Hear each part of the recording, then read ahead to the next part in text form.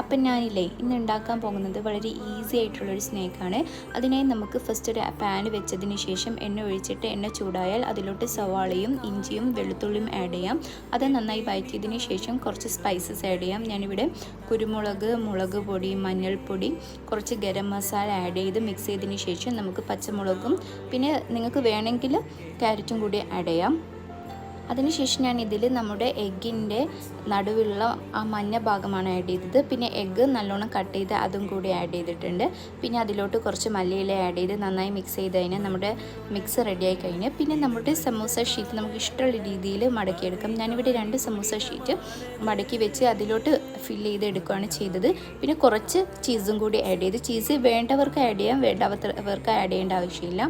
അത് പിന്നെ നമ്മൾ സാദാ എണ്ണയിൽ പൊരിച്ചെടുക്കും പോലെ പൊരിച്ചെടുത്ത് കഴിഞ്ഞാൽ നമ്മുടെ ഈസി സ്നാക്ക് റെഡി. എല്ലാവരും ട്രൈ ചെയ്യണം, വളരെ ടേസ്റ്റിയാണ്.